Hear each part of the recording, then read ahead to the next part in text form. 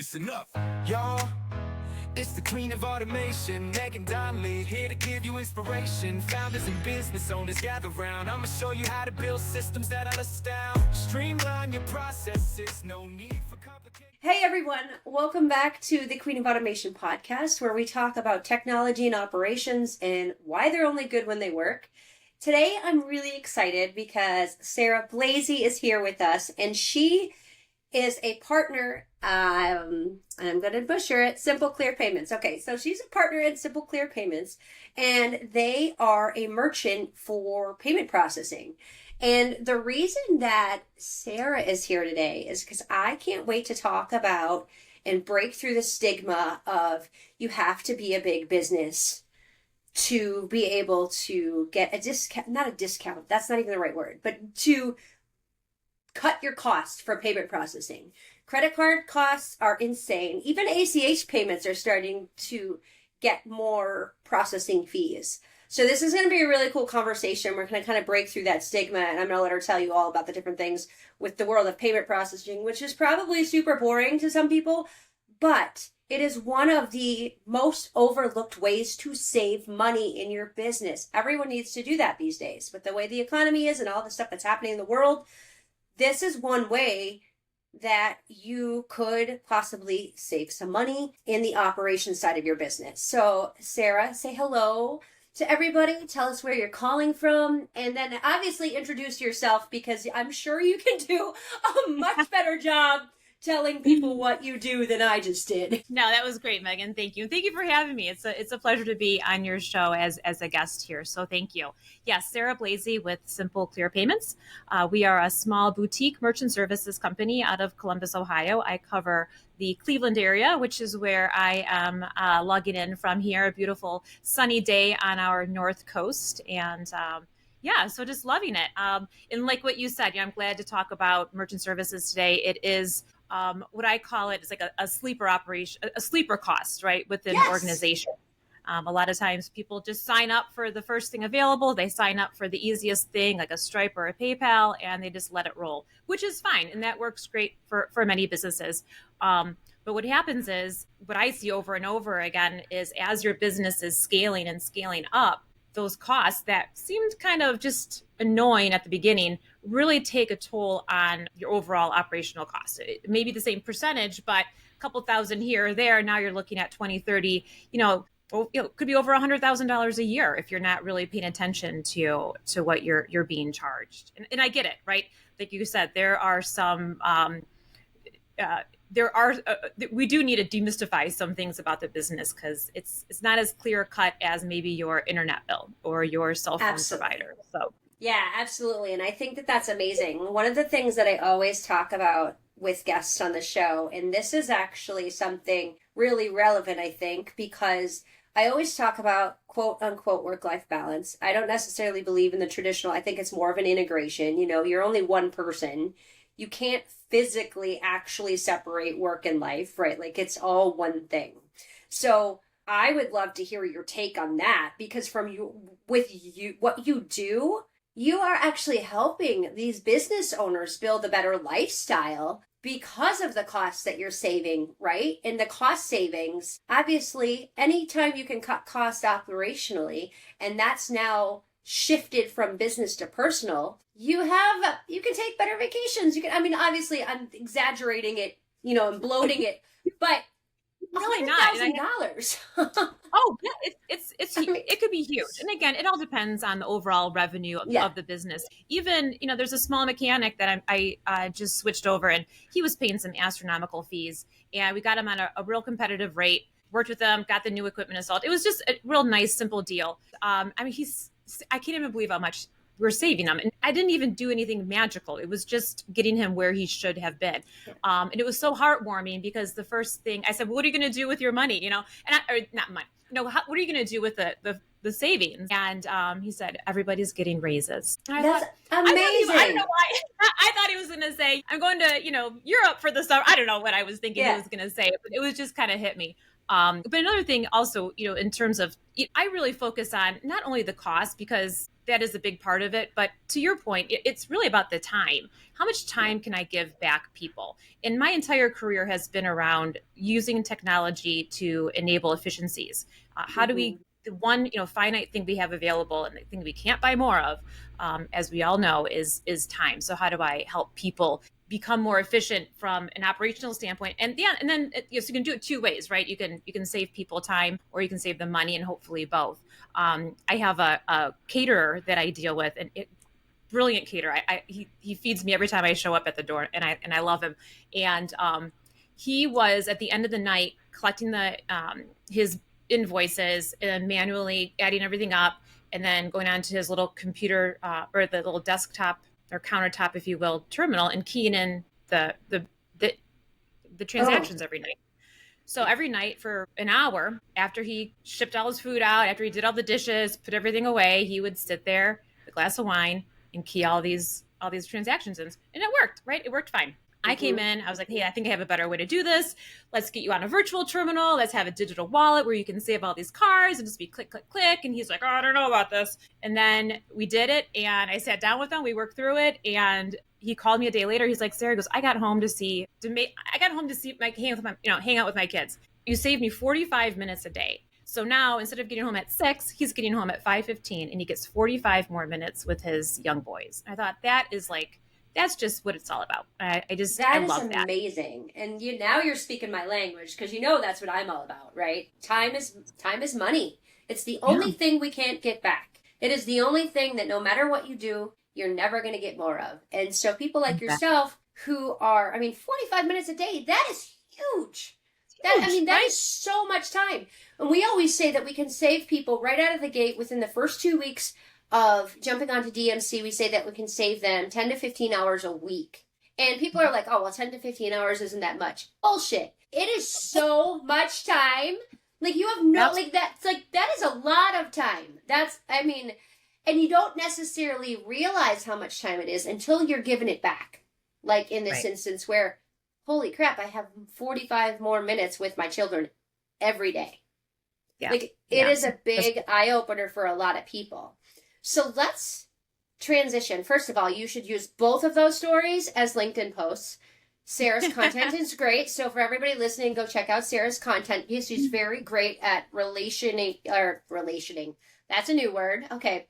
She's relating her stories back to what she does. And obviously that's the most amazing kind of storytelling you can have for your brand or your business. So go check her content out. But let's transition into what we mentioned at the top of the hour and talk about, let's break the stigma. Because I know that in building operations for people, I work with a lot of different types of merchants and people who offer merchant services and stuff, because we work with local businesses, not just online businesses, and dealing with operations. And it's amazing how many of them still think, oh, well, we don't make enough. We don't process enough credit cards to get a discount, or to be able to afford a better rate or get a better rate or anything like that. And I would love to talk about, or have you talk about that for a second, because it's just wrong. I know that there is some caps. There has to be a lot of different merchants you have to be processing, like a certain amount to get a discount, but there's still some out there, like you don't have to use Stripe. I know that there are other things out there that will get you a little bit of a discount. Mm-hmm. It depends on how you're running your business and how you want it to interact with, like, your CRM software or the other operational softwares that you have in place. There's so many choices out there. I highly encourage everyone to, and I can't wait we're obviously going to put all of your info in the show notes and stuff like that so people can reach out to you. But I'm going to shut up. I would definitely want you to talk about the stigma, and I don't even know where to start. Like, where should someone start? Where should they begin if they think that they're not processing enough? Right. It is. So the problem is not the problem, but the challenge that we run into is when businesses do start out, they're not processing a lot of money. And sometimes it's just easy to get started with a Square or PayPal or a Stripe. And that's fine, because sometimes somebody such as myself who is going to take you through that underwriting process and establish an actual merchant services account. If you're a new business, that might be hard. It might be hard for me to get that approved. So sometimes a little bit of history, a little bit of volume does help. So I tell customer or merchants of mine or prospects, get started, get into business. Once you're into business for 3 to 6 months, if you're really starting to ramp up your volume and you're not getting the service or the rates you think you deserve from a Stripe or a PayPal or a Square, start getting out there and talking to people. And the problem is, and I think what a lot of people will run into and what they'll tell you is, oh, I tried somebody, they didn't call me back, they screwed me over, their rates were so high. There's a lot of bad actors in my industry, unfortunately, which is something that I have to overcome. And I take on that challenge. Yeah. but it's difficult. I always suggest to people, if they're going to, I'm available, I go nationwide, but if you want to find somebody local, talk to other fellow business owners, talk to your local chamber of commerce, people who are also doing business. Somebody knows somebody who can help you and get you set up with your own merchant services account. The challenge with the Stripes, the PayPals, the Squares is they're payment facilitators. They're just lumping everybody together into one big pool. Super easy to use, super easy to integrate, but you're going to pay for that. Again, if you're just starting out, if you're not processing a lot, that's fine. It's easy. Do it. I would do it if I were somebody just starting out. But once you start ramping up, and once let's just call it $20,000 to $30,000 in credit card revenue per month.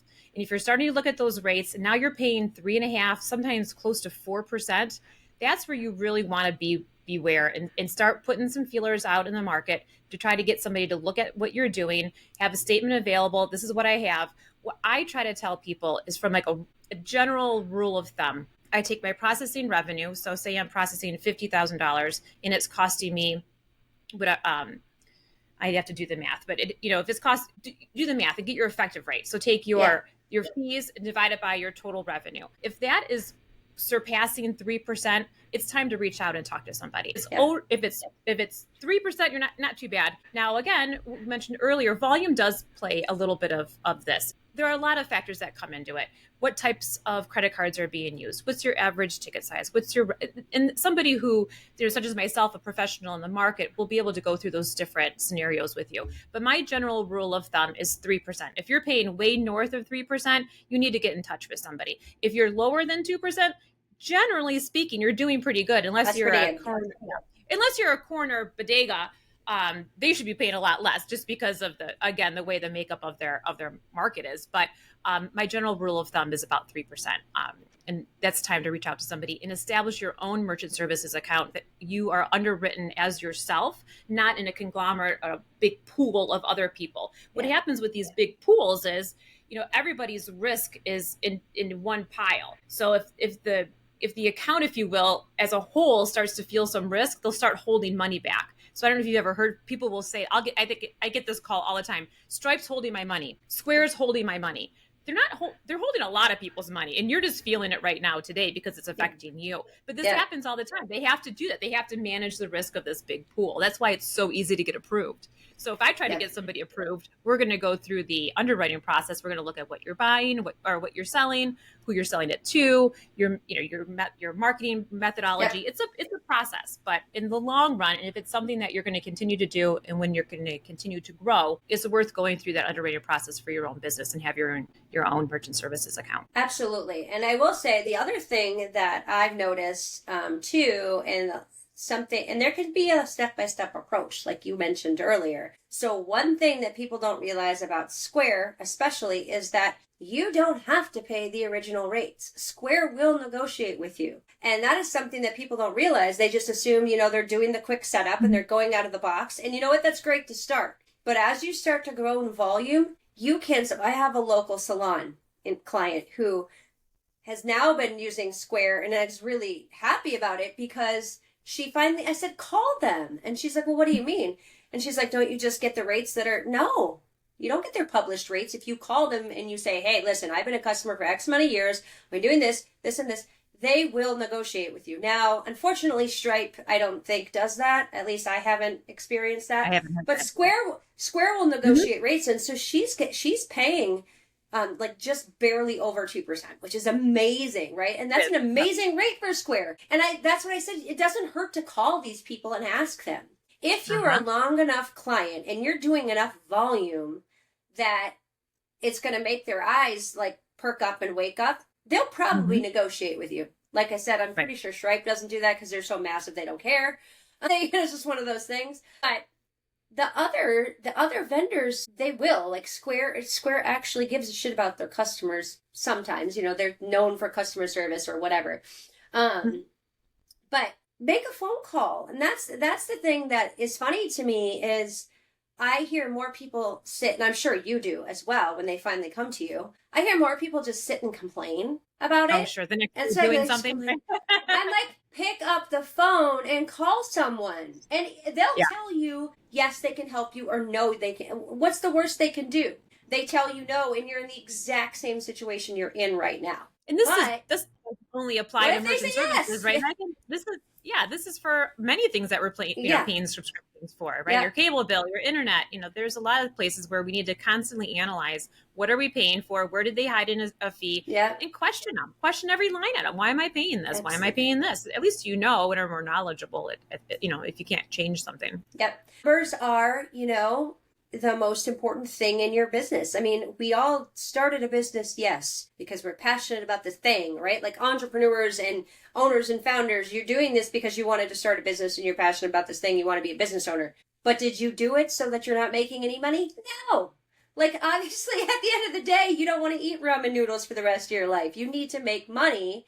And if you don't know your numbers and you're not watching all of the stuff that Sarah just talked about, it's not even just credit card processing. It's all the things. If you don't know where your money's going and how it's coming and all of this stuff, you're never, ever going to be successful. Eventually, you will hit that like glass ceiling and you won't go any farther. You have to be able, and you have to not be afraid to call up the Sarahs of the world and have a conversation. If she can't help you, she's going to tell you she can't help you, and she'll probably maybe give you some advice on what you should do instead. But there are so many people out there like Sarah and myself who are willing to just have a conversation. If I can't help you, I'm going to send you to Sarah because, maybe I don't have the ability to set up a merchant account, but I know people in my industry who can, in the digital world. And so it never hurts to have a conversation. Just open the door. I am always kind of still in shock and awe when, people who I've referred to other, services like yourself, and they come back to me and they're like, oh my God, I can't believe all it took was like a 15-minute conversation. And it's like, my whole life is fixed. And it's just funny. It's like, we're so broken. I just think as a whole, like as a society, not even just here in the States, but all across the world, everybody is so afraid to like have conversations and get on the phone. Like they want to text, they want to email, they want to. Right. Yeah. Everybody thinks they can do it on their own or they do this. And, thanks to you, people such as yourselves are able to make those connections.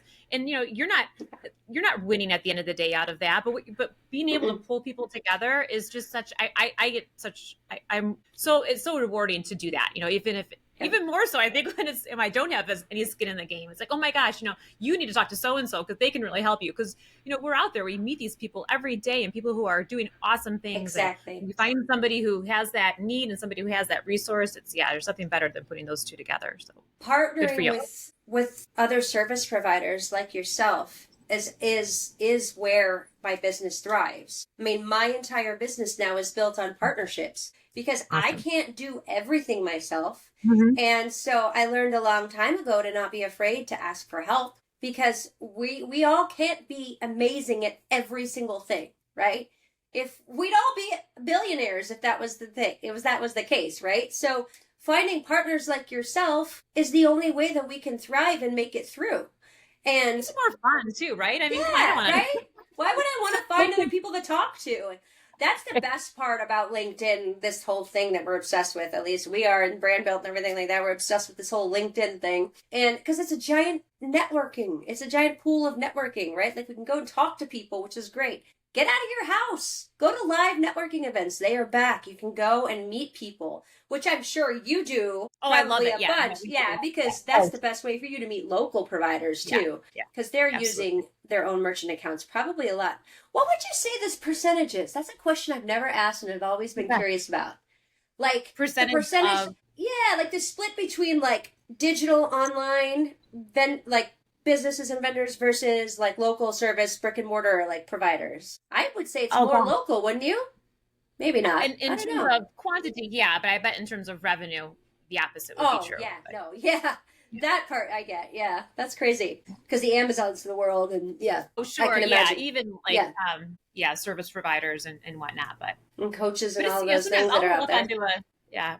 There's some stores I'll roll up on. I'm like, wow, they're busy. There's a lot of people coming. You don't realize it when you walk in. You might wait in line for a minute, but then when you start to Yeah. go in there more often, and they're like, wait, that line's here all day long. And wait a second, Oh I man. spent $12, but they're spending 50. And those some of those little, especially here in Cleveland, we have a lot of still like local mom and pop, Like boutiques and stuff.